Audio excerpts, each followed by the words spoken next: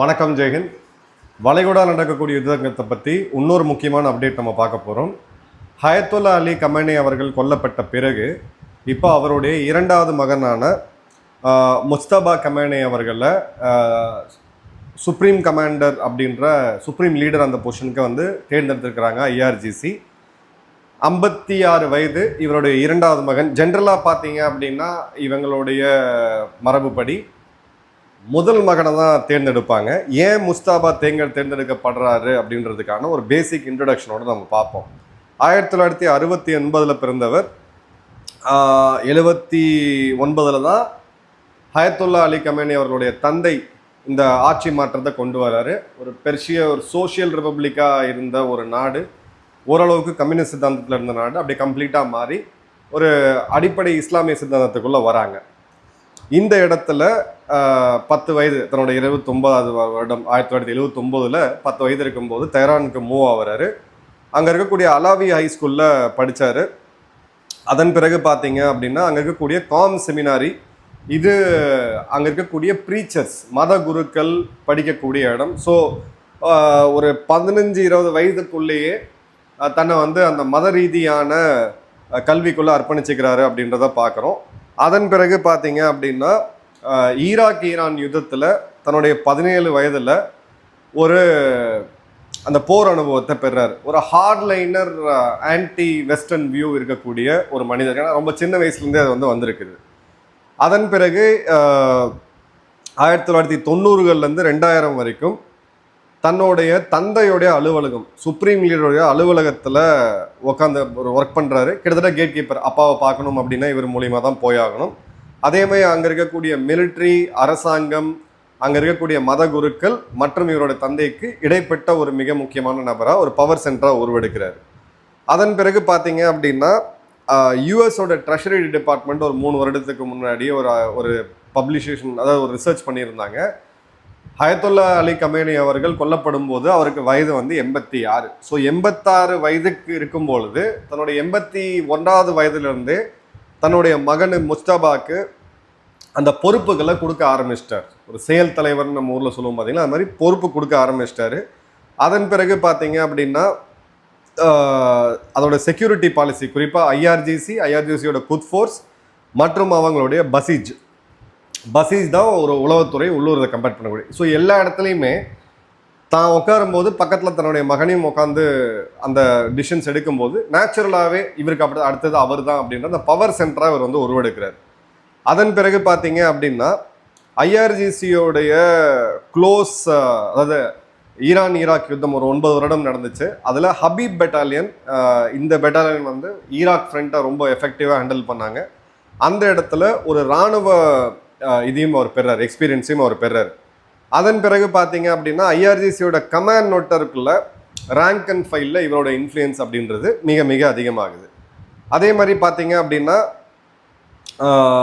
ஐஆர்ஜிசியும் ஒரேடியாக நம்பாமல், இவருக்கும் தந்தைக்கும் என்ன டிஃப்ரென்ஸ் அப்படின்னு பார்த்தீங்கன்னா ஐஆர்ஜிசியோடைய பல தளபதிகள் மொசாட் ஏஜென்ட்டாக உருவானதை நம்ம பார்த்தோம். இன்ஃபேக்ட் ஒரு டைம் பார்த்தீங்க அப்படின்னா மொசாட் ஏஜென்ட்டுகளை கண்டுபிடிக்கிறதுக்குன்னே ஐஆர்ஜிசி ஒரு தனி படைப்பிரிவை உருவாக்குறாங்க. ஹயத்துல்லா அவர்கள் உருவாக்குறாரு.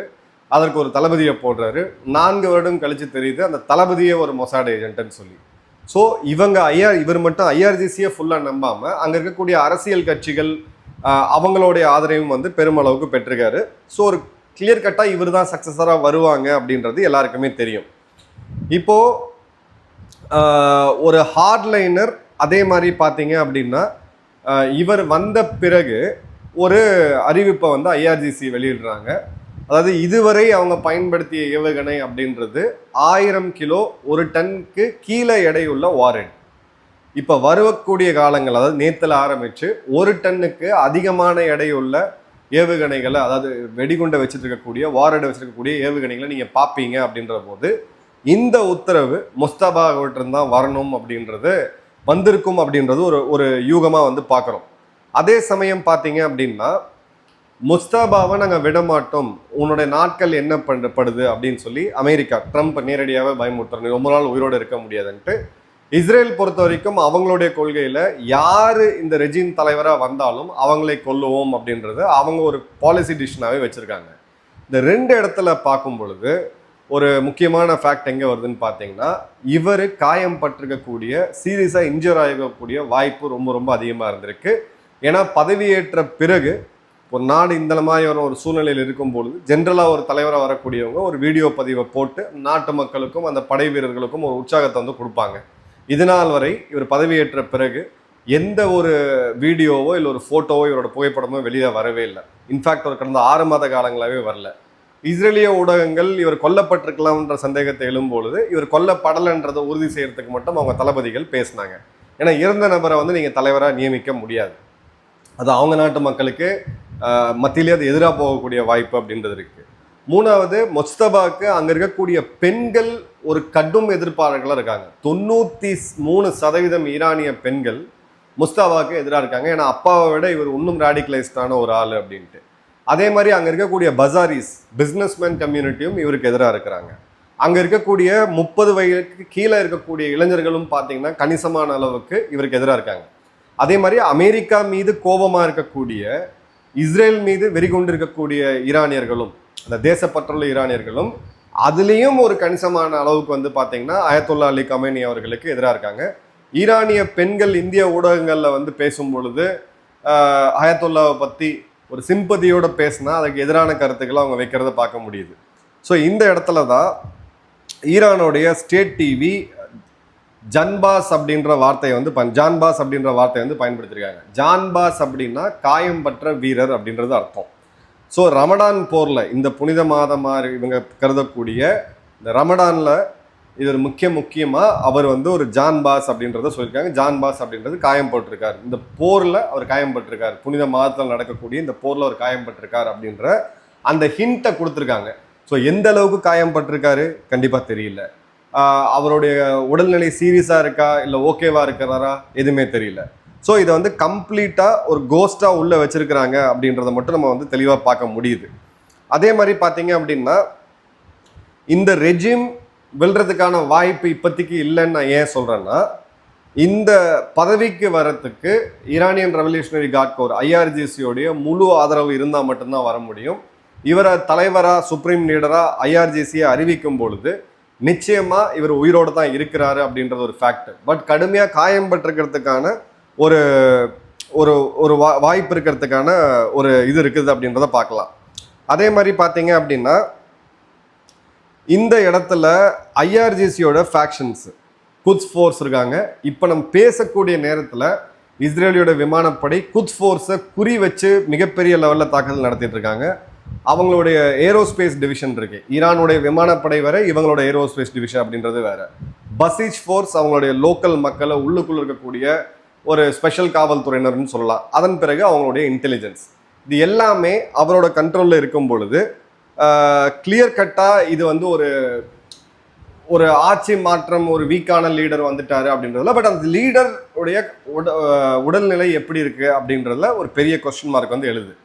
இப்போ மொசாடோடைய ஒரு முன்னாள் அதிகாரி ஒரு இஸ்ரேலிய ஊடகத்துக்கு பேசும்போது, ஹிப்ரூ அந்த வீடியோ கிளிப்பிங் எடுத்து நம்ம டிரான்ஸ்லேட் பண்ணி பார்க்கும்போது அவர் என்ன சொல்கிறாரு அப்படின்னா, ஈரானில் நீங்கள் நினச்சே பார்க்க முடியாத பல சம்பவங்கள் நடந்திருக்கு, அதற்கான புகைப்படங்கள் அமெரிக்காவோ இஸ்ரேலோ வெளியிட்டா அது மிகப்பெரிய ஒரு தாக்கத்தையும் பிரளயத்தையும் ஏற்படுத்தும்.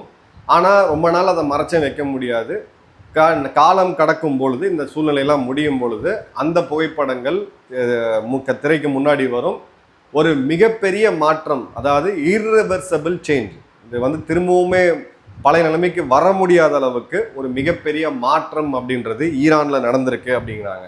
இப்போ ஈரானில் சிஎன்பிசியோடைய ஒரு நிருபர் மட்டும் இருக்கிறார். அவர் எல்லா இடத்துக்கும் ட்ராவல் பண்ணுறாரு, கிரவுண்ட் ரிப்போர்ட்டிங் கொடுக்குறாரு. இந்திய ஊடகங்கள் யாருமே ஈரானில் பெரிய அளவுக்கு இருக்க மாதிரி தெரியல.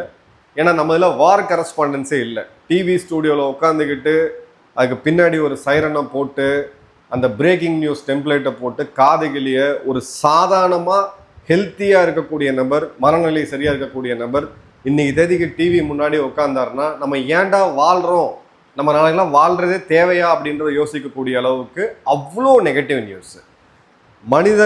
மனித குலம் பிறந்ததுலேருந்து யுத்தங்கள் நடந்துக்கிட்டு தான் இருக்குது. இப்போ இந்த யுத்தமும் வந்து புதுசு கிடையாது. இதுக்கு 4 வருஷமாக பார்த்தீங்கன்னா உக்ரைன் ரஷ்யா போர் நடந்துக்கிட்டு இருந்துச்சு. இதுக்கு முன்னாடியும் திரைமறைவாக நம்ம பார்த்தோம், கோவிட் நம்ம பார்த்துருக்கோம். ஸோ இந்த மாதிரியான நிகழ்வுகள் நடந்துட்டு தான் இருக்கும். பட் இந்த ஒரு பாயிண்ட்ல நம்மளுடைய வார் கரஸ்பாண்டன்ஸ் இல்லை. யுத்த காலத்தில் போய் அந்த செய்தியை, உண்மை செய்தியை வெளியில் கொண்டு வரதுக்கான வார் கரஸ்பாண்டன்ஸ் பெரிய அளவுக்கு இல்லை. இது ஒரு ஒரு சீரியஸாகவே பார்த்தீங்கன்னா ஒரு செட்பேக் தான். இளைஞர்கள் கரியர் பற்றி யோசிக்கும் போது இந்தியாவில் இருக்கக்கூடிய வார் கரஸ்பாண்டன்ஸ்ன்றது எனக்கு தெரிஞ்சு ஒருத்தர் கூட கிடையாது. உருப்படியாக குவாலிஃபைடாக இவரை பார்க்கணும் அப்படின்ற ஒருத்தர் இது கிடையாது. உலக புகழ் கிடைக்கக்கூடிய ஒரு ப்ரொஃபஷன். இப்போ இந்த இடத்துல நம்ம பார்க்க வேண்டியது என்ன அப்படின்னு பார்த்தீங்கன்னா, இந்த குத் ஃபோர்ஸோடைய கமாண்டராக கொசம் சொலைமானி அவர்கள் இருந்தார். கொசம் சொலைமானியும் ஹயத்துல்லா அலி கமேனி அவர்களும் 2 பேரும் ஒரு திக் ஃப்ரெண்ட்ஸ். இவர் வந்து ஒரு ஜிந்தா ஷஹீத் அப்படின்னு சொல்லுவார். அதாவது ஹயத்துல்லா அவர் சொல்லும் பொழுது இவர் உயிரோடு இருக்கக்கூடிய ஒரு தியாகி, ஒரு மார்ட்டியர் அப்படின்ற அளவுக்கு சொல்லுவார். ஸோ இந்த குத் ஃபோர்ஸ் இப்போ என்ன ஒரு பிரச்சனை வருதுன்னா, ஏன் இப்போ அமெரிக்க இராணுவம் ஐஆர்ஜிசியை முழுவதும் கொலாப்ஸ் பண்ண முடியல? இப்போ 2 சைடு ஈரான் ஒரு பேக் எண்டில் ஒரு பேச்சுவார்த்தைக்கு வராங்க. இனிமே ஃபியூச்சரில் எந்த தாக்குதலும் நடக்கக்கூடாதுன்ற கேரண்டி கொடுத்தீங்கன்னா நாங்கள் பேச்சுவார்த்தைக்கு வரோம். ஸோ ஒரு சின்ன பாசிட்டிவ் நியூஸ் இங்கே அங்கன்னு கிடைக்குது.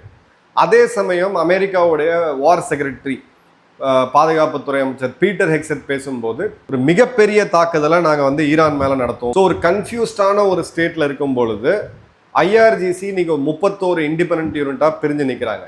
இந்த ஸ்ட்ரக்சர் அவங்க எப்படி கொண்டு வந்தாங்க அப்படின்னா, ஈராக் யுத்தத்தில் அன்னைக்கு ஈரானுக்கு ஆதரவாக இருந்த அமெரிக்கா, இஸ்ரேல் மற்றும் 2003 ஈராக்கை வீழ்த்தும் போது அவங்க அமெரிக்கா ஃபஸ்ட்டு கை வச்சு அந்த ஒரு 6 மாத காலம் பார்த்தீங்கன்னா ஈராக்கோட இராணுவ தலைமையகத்தை உடைச்சாங்க. அந்த கமாண்ட் ஸ்ட்ரக்சரை உடைஞ்சாங்க. அதன் பிறகு சதாம் ஹுசேன் வீழ்த்தப்பட்டார். அந்த இடத்துலேருந்து பாடம் கற்றுக்கிட்டு தான் நம்ம இராணுவத்தை இந்த மாதிரி சென்ட்ரலைஸ் பண்ணி வைக்கக்கூடாது அப்படின்னு சொல்லி இவங்க பிரித்து வச்சாங்க. இந்த இடம் தான் அமெரிக்காவுக்கு இப்போ பார்த்தீங்கன்னா ஒரு மிகப்பெரிய ஸ்ட்ரகிளாக இருக்குது. முஸ்தபா ஓப்பனாக பேசும் பொழுது அவருடைய வார்த்தைகள் அவர் தந்தை அளவுக்கு ஒரு எஃபெக்டிவாக ஒரு கம்யூனிகேட்டராக இருக்காரா? ஏன்னா எல்லாருமே ஹயத்துல்லா அவர்களை ஒரு மத குருவாக பார்க்கும் பொழுது, நான் ஒரு 15 வருடம் நான் பார்த்து ஓரளவுக்கு நான் ரொம்ப ஃபாலோ பண்ணக்கூடிய ஒரு நபர், ஒரு தேர்ந்த அரசியல்வாதி, ஒரு ஸ்மார்ட் பொலிட்டீஷியன். அதை வந்து மாற்று கருத்தே இருக்க முடியாது. ஸோ இது எப்படி போகுது அப்படின்றதுல முஸ்தபாவுடைய ரோல் மிக மிக முக்கியமாக இருக்குது. முஸ்தபா இருக்கிறாரா இல்லையா? கண்டிப்பாக இருக்கிறாருன்னு தான் எனக்கு தோணுது கிடைக்கக்கூடிய செய்திகள் வரைக்கும். பட் அவர் காயம் பெற்றிருக்காருன்ற செய்தியை ஈரான் வந்து சூசகமாக தெரிவிக்கிறாங்க. இது என்ன நடக்குதுன்றது இன்னொரு டீட்டெயில் அப்டேட்டில் பார்ப்போம். நம்மளுடைய வாட்ஸ்அப் மற்றும் டெலிகிராம் சேனலில் 24/7 நம்ம டீம்மேட் முத்து, தீபக் போன்ற நம்மளை இளைஞர்கள் உங்களுக்காக ஃபில்டர் பண்ணி அப்டேட் கொடுத்துட்ருக்காங்க. அதில் ஃபாலோ பண்ணுங்கள், அதை பாருங்கள். அதில் நம்மளோட டிஸ்கிரிப்ஷனில் பார்த்தீங்கன்னா அதோட லிங்க் இருக்கும். நன்றி, வணக்கம், ஜெயஹிந்த்.